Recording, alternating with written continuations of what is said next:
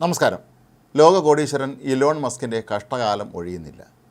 ഒരു കാലത്ത് അദ്ദേഹം അമേരിക്കൻ പ്രസിഡന്റ് ഡൊണാൾഡ് ട്രംപിൻ്റെ ഏറ്റവും പ്രിയപ്പെട്ടവനായിരുന്നു. അങ്ങനെ അമേരിക്കൻ സർക്കാരിൻ്റെ ഭരണപരിഷ്കാരം നടത്താനുള്ള സമിതിയായ ഡോജിൻ്റെ അധ്യക്ഷ സ്ഥാനം വരെ മസ്കിന് ലഭിച്ചിരുന്നു. പിന്നീട് ട്രംപുമായൊക്കെ തന്നെ അടിച്ചു പിരിയുകയായിരുന്നു മസ്ക് ചെയ്തത്.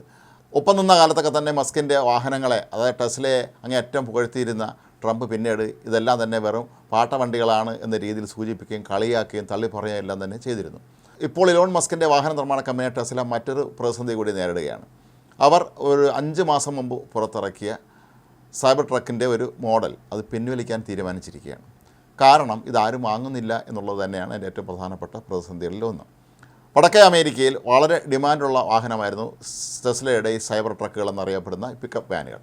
ഇവ വളരെ ദീർഘദൂരം സഞ്ചരിക്കാനും ഒരുപാട് സ്ഥലം ഉള്ള ഒരു വലിയ വാഹനം തന്നെയായിരുന്നു. അതുകൊണ്ട് തന്നെ പലരും ഇത് വാങ്ങാൻ താല്പര്യം പ്രകടിപ്പിച്ചിരുന്നു. ഇതിൻ്റെ 3 വേരിയൻറ്റുകളാണ് പിന്നീട് പുറത്തിറങ്ങുകയും ചെയ്തത്.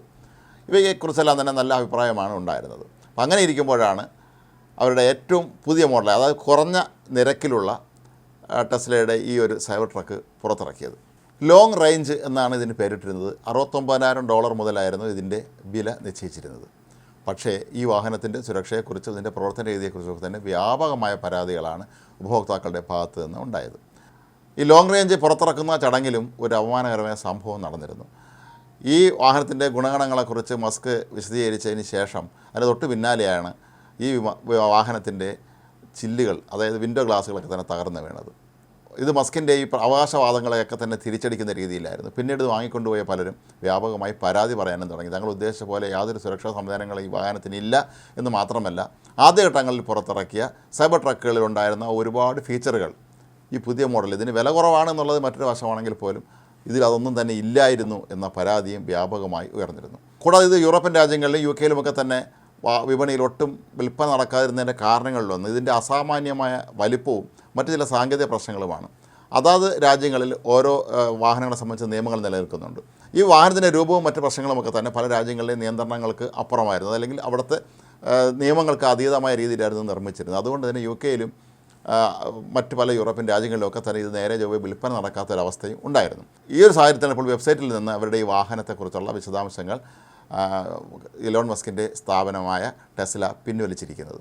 അതേസമയം ടെസ്ലയുടെ തന്നെ സൈബർ ട്രക്കുകൾ വില കൂടിയ ചില മോഡലുകളുണ്ട്. അവ ഇപ്പോഴും വിപണിയിൽ തന്നെ ഉണ്ട്, അതിന് നല്ല ഡിമാൻഡുമുണ്ട്. ഇതേക്കുറിച്ചുള്ള വിശദാംശങ്ങൾ ഇപ്പോഴും അവരുടെ വെബ്സൈറ്റിൽ നമുക്ക് കാണാനും കഴിയും. പക്ഷേ ഈ വില കുറഞ്ഞ ട്രക്ക് പുറത്തിറങ്ങി 5 മാസത്തിനുള്ളിൽ തന്നെ പിൻവലിക്കേണ്ടി വന്നു എന്ന് പറയുന്നത് മസ്കിനെ സംബന്ധിച്ചിടത്തോളം വലിയൊരു തിരിച്ചടി തന്നെയാണ്. ടെസ്ലയുടെ വാഹനങ്ങൾക്ക് നേരെ പല രാജ്യങ്ങളിലും പ്രതിഷേധം ഉയർന്നിരുന്നു.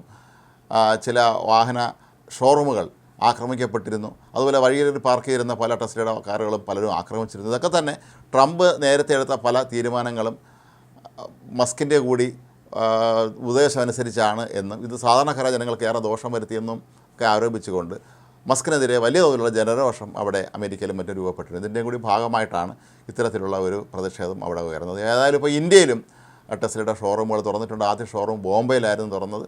മറ്റ് പല പ്രധാനപ്പെട്ട നഗരങ്ങളിലുമൊക്കെ തന്നെ ടെസ്ലയുടെ ഷോറൂമുകൾ വരുന്നുണ്ട്. എന്നാൽ ടെസ്ല ഇപ്പോൾ ഉദ്ദേശിച്ചതുപോലെ മുന്നോട്ട് അല്ല കുതിക്കുന്നത് എന്നുള്ളതാണ് വാസ്തവം. ഇവരുടെ വാഹന നിർമ്മാണത്തിലൊക്കെ തന്നെ വലിയ തോതിലുള്ള തിരിച്ചടി നേരിടുകയാണ്. ഈ വർഷത്തിൻ്റെ ആദ്യ പാദത്തിൽ തന്നെ കഴിഞ്ഞ വർഷത്തെ അപേക്ഷിച്ച് 50% ഇടിവാണ് ഇവരുടെ വാഹന വിൽപ്പനയിൽ ഉണ്ടായിരിക്കുന്നത് എന്നുള്ളതാണ് മറ്റൊരു പ്രധാനപ്പെട്ട കാര്യം. ഏതായാലും ഇലോൺ മസ്ക് ആകെ പ്രതിസന്ധിയിലാവുകയാണ് എന്ന് തന്നെയാണ് ഇതിൽ നിന്നൊക്കെ തന്നെ നമുക്ക് മനസ്സിലാക്കാൻ കഴിയുന്നത്.